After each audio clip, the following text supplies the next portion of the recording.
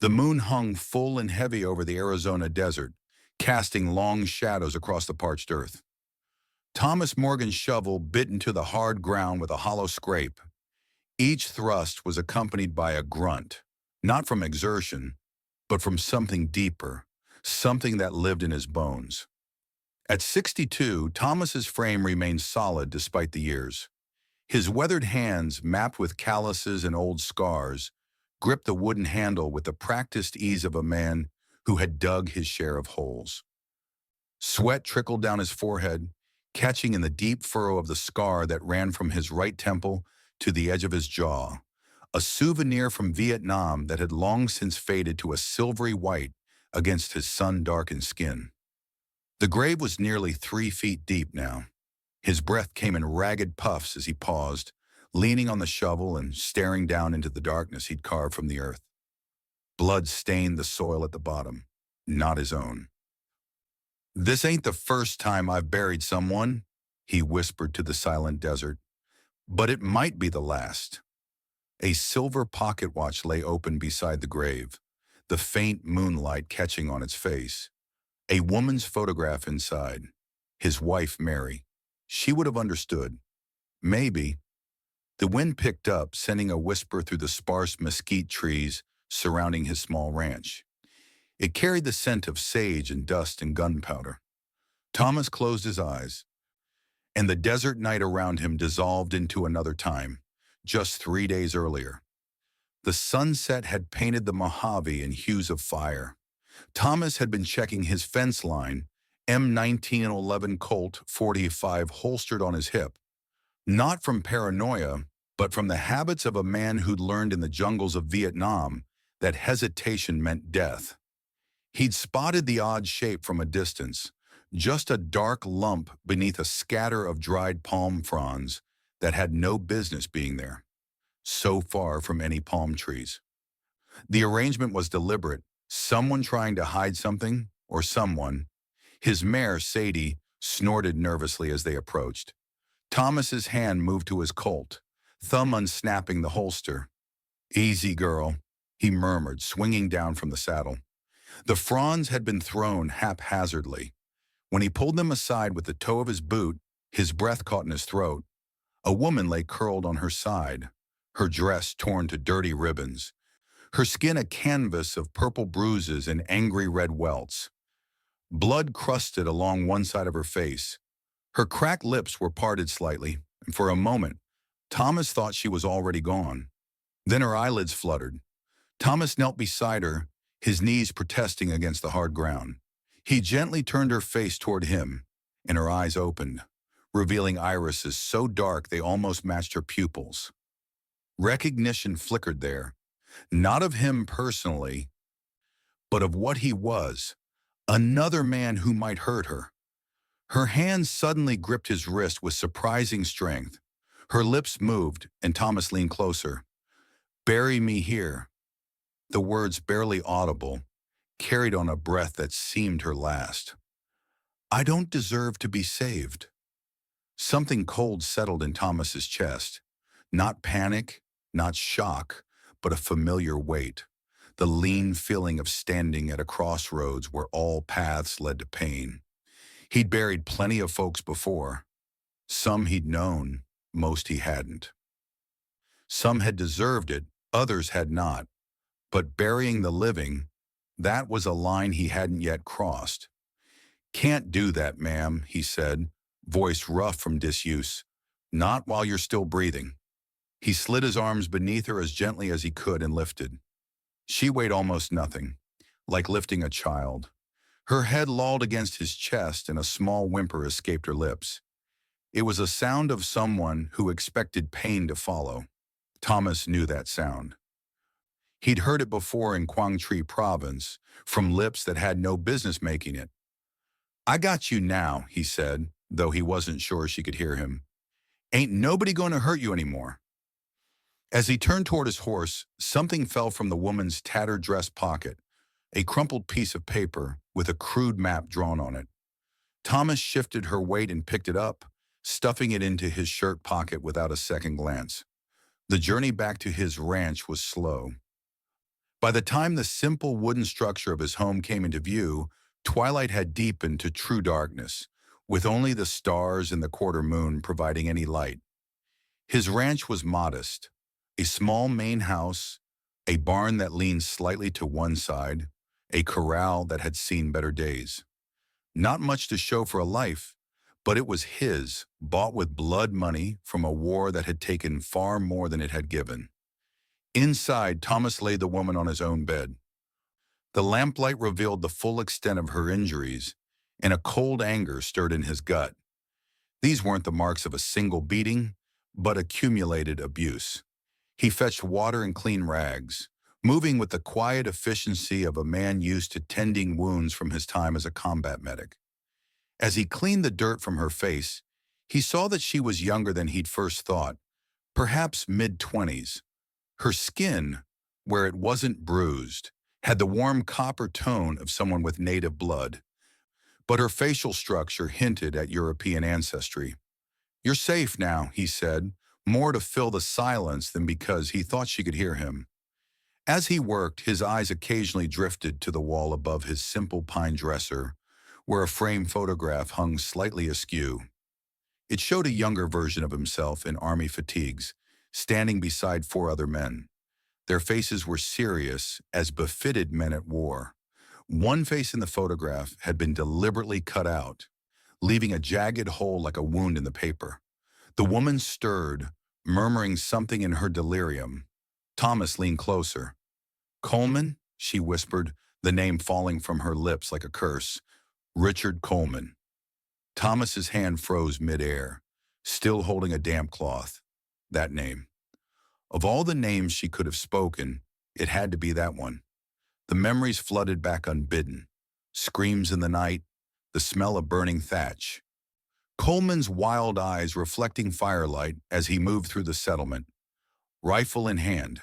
Special operations, no witnesses, no record. The mission that had haunted Thomas for 17 years. "Shh," he said, his voice suddenly hoarse. "Don't trouble yourself with names now." She didn't respond, slipping back into unconsciousness. Thomas sat back in his chair, a heavy weariness settling over him. Some ghosts, it seemed, refused to stay buried. Later that night, he remembered the paper from her pocket. He unfolded it carefully, studying the crude map by lamplight. It showed a river bend, some mountains, and markings that could be a settlement. In the corner, written in a shaky hand, "Gila River Silver Deposit, Original Survey." Thomas stared at it for a long time before folding it and locking it in the strongbox under his bed. Just one more ghost to keep the others company. 3 days later, Thomas returned from feeding the livestock to find her sitting up in bed, her back against the headboard.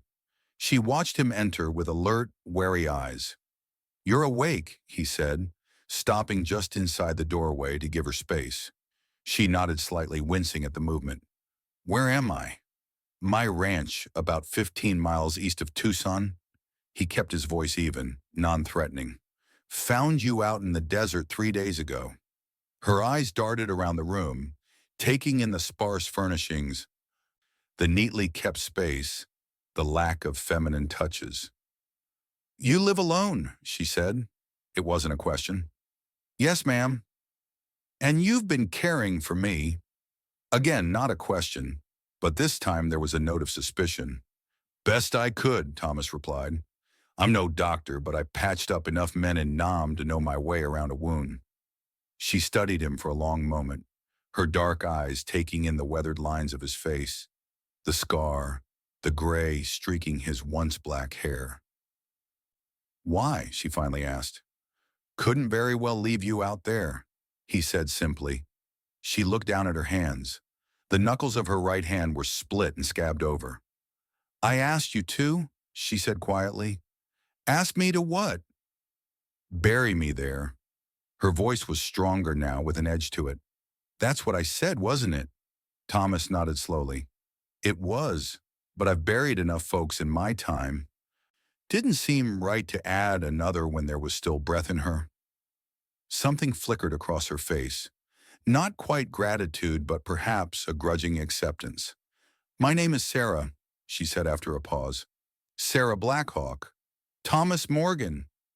Well, Mr. Morgan, I'm obliged for your help, but I'll be moving on as soon as I'm able. Thomas raised an eyebrow. No offense, Miss Blackhawk, but you're in no condition to go anywhere just yet. Besides, where would you go? The question hung in the air between them. Sarah's jaw tightened. I'll find somewhere, she said, but the conviction in her voice was undermined by the uncertainty in her eyes. Look, you're welcome to stay until you're healed up proper. No strings attached. Sarah regarded him skeptically. Men always want something, Mr. Morgan. I'm a bit past wanting much of anything these days, he replied, his voice dry. Except maybe a quiet life and a peaceful death. In that order. A ghost of a smile touched her lips. I'll stay for now, she conceded, until I can ride without reopening these cuts. As Thomas turned to leave, she spoke again. Mr. Morgan, he paused, looking back over his shoulder. Thank you. The words seemed to cost her something to say, but they were sincere. Thomas just nodded and continued to the kitchen. Some debts couldn't be acknowledged, let alone repaid. He had a feeling Sarah Blackhawk understood that better than most. That evening, Thomas sat on his porch, cleaning his colt with practiced movements. Sarah had joined him, wrapped in a blanket despite the lingering heat. You were military, she said. Not a question. Thomas nodded, not looking up from his work. Army Special Forces, 2 tours in Vietnam. After the war ended, they kept some of us on to deal with frontier issues. The euphemism tasted bitter on his tongue. That's where you got the scar? She asked, gesturing to her own face. Viet Cong ambush near Khe Sanh, 68. He reassembled the pistol with quick, efficient movements. Caught me with a machete. Field medic said I was lucky, half-inch deeper, and I'd have been having my meals through a straw. He looked up, catching Sarah studying him. You know how to shoot? The question seemed to surprise her. A little. My father had a rifle. He taught me the basics before. She trailed off. Before, Thomas finished for her. Well, out here, everyone should know how to handle a firearm proper. Never know when you might need it. Are you offering to teach me? A hint of amusement colored her voice. First thing tomorrow if you're feeling up to it. Sarah nodded, her gaze drifting to the darkening horizon. After a moment, she spoke again. I killed a man, she said, her voice suddenly flat. That's why I was out there. Thomas didn't respond, just waited for her to continue. His name was Richard Coleman. He was a customer at the Golden Palace in Tombstone, the place I was kept. She delivered the facts without emotion, as if reading a report. He liked to hurt girls. That night he had a knife. Said he was going to carve his name into me so everyone would know I was his. Her hand unconsciously moved to her side, where Thomas knew a particularly vicious bruise was still healing. I got hold of the knife, and then I used it. Thomas nodded, understanding perfectly. You did what you had to. I stabbed him in the neck and watched him bleed out, Sarah said, turning to look at Thomas directly. She seemed to be waiting for his judgment, for some sign of horror or condemnation. Thomas met her gaze evenly. Some men need killing, he said simply. Sarah studied him for a long moment. Whatever she saw there seemed to satisfy her, at least partially. He liked to brag about being a war hero, she continued. Said he'd pacified the frontier, made it safe for decent folk. He had a scar on his hand, missing 2 fingers on his left hand. Thomas froze, his mind racing with implications. Coleman, missing fingers. The same Coleman who'd served under him, who'd been the most eager, the most vicious when they'd surrounded that mixed settlement near the Gila River 17 years ago. The coincidence was too perfect. If there was a God, his sense of humor was cruel indeed. You knew him, Sarah said suddenly, not a question. Thomas looked up sharply. Her eyes were locked on his face, reading his reaction. Yes, he admitted. the word feeling like gravel in his throat. He served under me a long time ago? During the war? After. Thomas stood abruptly, needing to move. Look, there's something you should know. The sudden thunder of approaching hooves cut him off. Thomas's hand went to his holster as he stepped to the edge of the porch, positioning himself between Sarah and whoever was coming. Three riders appeared, silhouetted against the last light of sunset. They approached at a leisurely pace, confident and unhurried. The lead rider raised a hand in greeting. "Evening, friend," he called out, his voice carrying an Eastern accent. "Hope we're not intruding." Thomas didn't return the greeting. "Can I help you, gentlemen?" The three men stopped about 20 feet away. The leader, a tall man with a neatly trimmed beard and a black hat adorned with a silver band, smiled thinly. "I certainly hope so," he said. "My name is Wesley Grant. I own an establishment in Tombstone. I believe you have something that belongs to me." Thomas felt Sarah tense behind him. "Don't know what you're talking about, mister." Grant's smile didn't waver. "Come now, Mr. Morgan. We both know that's not entirely true." His eyes shifted to Sarah. "Hello, Sarah. You've led us on quite a chase." "She doesn't belong to anyone," Thomas said, his voice hardening. "Least of all you." Grant sighed dramatically. "I'm afraid the law disagrees. She's property, Mr. Morgan, purchased legally and at considerable expense. And then there's the matter of a valuable customer she killed before fleeing." "Self-defense," Sarah said, stepping out from behind Thomas. "A tragic misunderstanding, I'm sure," Grant replied smoothly. "But the fact remains, you can't simply kill a man and walk away, especially not a man of Mr. Coleman's connections." "What connections would those be?" Thomas asked carefully. Grant's eyes narrowed slightly. "Mr. Coleman had many friends in high places, friends who are most eager to have a conversation with the woman who ended his life." He leaned forward in his saddle. "Friends who'd pay handsomely to know what she might have overheard." Thomas felt a cold certainty settle in his gut. This wasn't just about a runaway girl or even a dead customer. This was about that map, about Gila River, about the sins of 17 years ago coming home to roost. "She's not going anywhere with you," Thomas stated flatly. The two men flanking Grant shifted, hands moving toward their weapons. Grant himself remained relaxed. "I admire your chivalry, Mr. Morgan, misplaced though it may be, but this isn't a negotiation. Sarah comes with us now, or things will become unpleasant." Thomas felt the familiar calm of impending violence settle over him. It was a state he'd known well once, a detached clarity where everything slowed down and options presented themselves with crystal precision. "3 against 1, he observed. "Not great odds for you boys." One of Grant's men snorted derisively.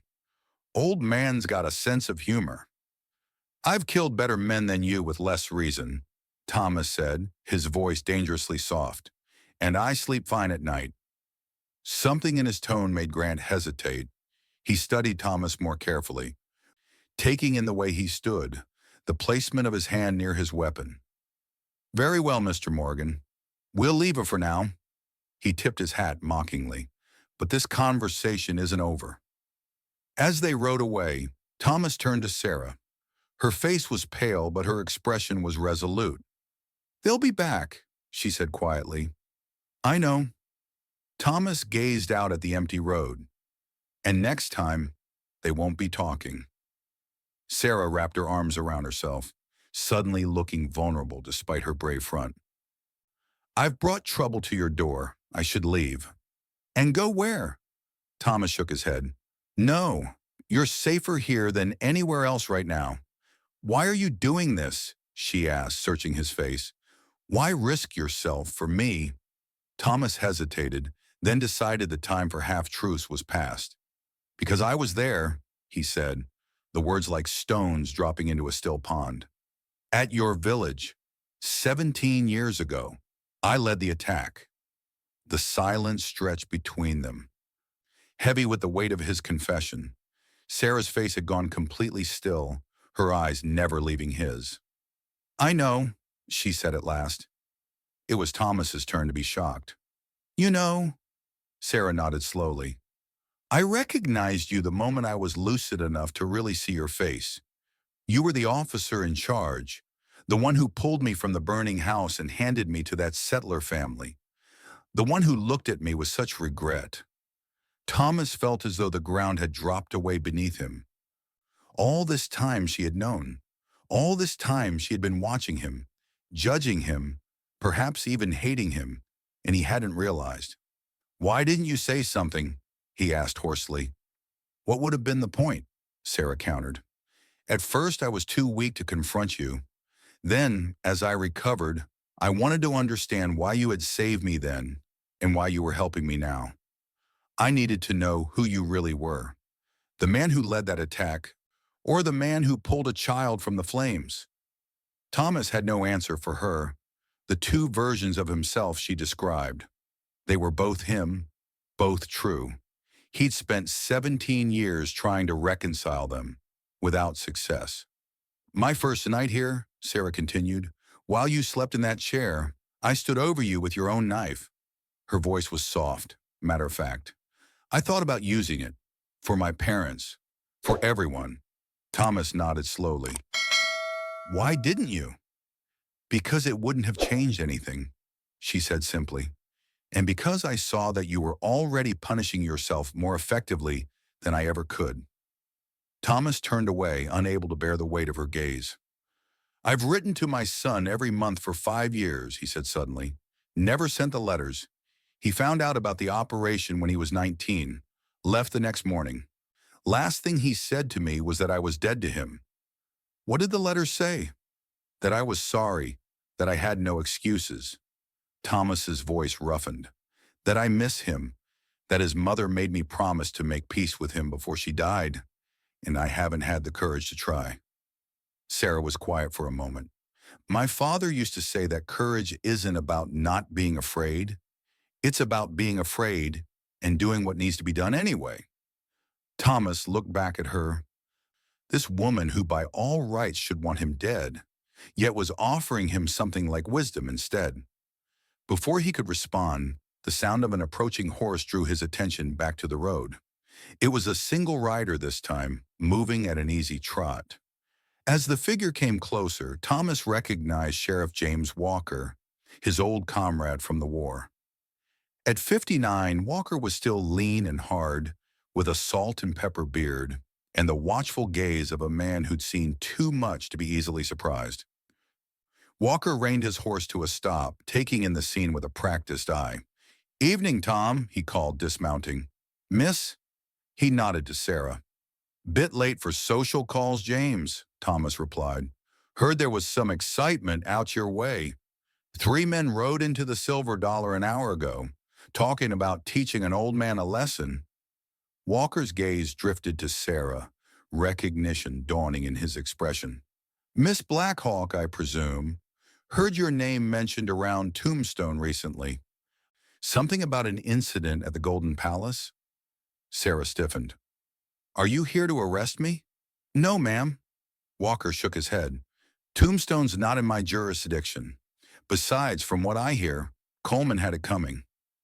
You knew him too, Sarah said, understanding, lighting her eyes. Walker nodded grimly.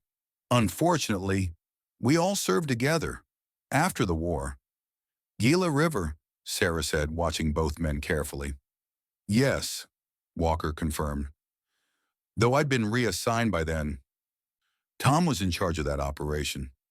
I've already told her, Thomas said quietly. Walker's eyebrows rose slightly. That's so? Well then, I guess we're all sharing uncomfortable truths tonight. He turned back to Sarah. Grant's not just a brothel owner, Miss Blackhawk. He's the public face of Silver Eagle Mining Company, or at least their local interests. The same company Coleman worked for, Thomas added. The same company that's been trying to build a railroad through protected Apache land, Sarah finished. I overheard Coleman talking about it. They found silver deposits on the land, the same land where my settlement was. Walker nodded, unsurprised. They've been buying up land all through the territory, focusing especially on areas near the old Apache settlements. Word is, they found silver deposits richer than anything at Tombstone. And they needed to eliminate anyone who might remember the old settlement or have claim to it, Thomas said, the pieces falling into place. Like me, Sarah said quietly. Walker rubbed his beard thoughtfully. There's something else you should know. A federal judge is coming to Tucson next week. Judge William Monroe. He's known for being incorruptible, and he has the authority to review land claims and treaty violations. Hope flickered briefly in Sarah's eyes. If we could present evidence of what really happened, we'd need more than just our word, Thomas cautioned. Maybe there is something, Sarah said slowly. My father kept records of everything. Maps, correspondence, details about the settlement. He had a strongbox buried beneath the floor of our house. If it survived the fire, Thomas began. It might still be there, Sarah finished. The strongbox was iron, built to withstand flames. The implications hung in the air between them. If such evidence existed, it could expose the entire conspiracy. It's too dangerous, Thomas said firmly. Grant's men are watching this place. Not if they don't know we're gone, Walker countered. I could create a diversion in town, spread word that I've taken Sarah into protective custody. It's worth the risk, Sarah insisted. This might be our only chance to prove what really happened. Thomas was about to object further when Walker pulled a folded piece of paper from his jacket. There's something else you should know, Tom. This came for you yesterday. Thomas took the paper, unfolding it to reveal a telegram. As he read the brief message, his face paled slightly. What is it? Sarah asked. My son, Thomas said, his voice rough with emotion. He's coming here, with his wife and my grandson. He looked up at Walker. End of the month. That's next week. I'll send a message warning him to delay, Walker offered, but it might not reach him in time if he's already on his way. Thomas rubbed a hand over his face. One way or another, I need to end this before they arrive. I won't have my family put at risk because of my past. Our past, Walker corrected gently. Sarah studied both men, her expression thoughtful. You've both been trying to atone, haven't you? In your own ways, Walker shrugged, trying to balance the scales a bit.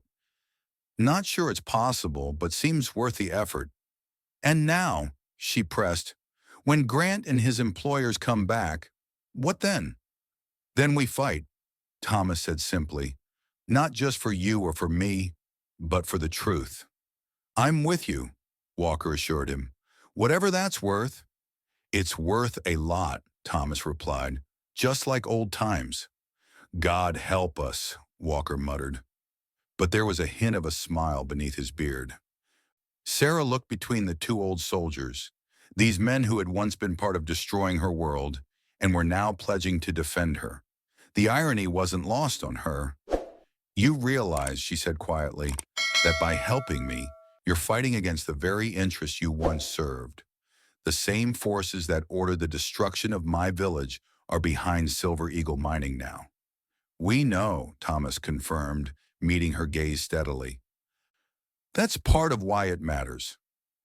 For the first time since she'd recognized Thomas, Sarah smiled at him. A small, cautious thing, but genuine nonetheless. Then I guess we have work to do, she said. Outside, the night had deepened, the stars emerging one by one in the vast desert sky. In the distance, coyotes began their mournful chorus. Tomorrow they would begin their journey back to the place where it all began. Back to Gila River, back to the ghosts that had haunted them both for 17 years. Thomas didn't know if redemption was possible, but tonight, with the weight of his confession lifted and the prospect of action ahead, he felt something he hadn't experienced in a very long time.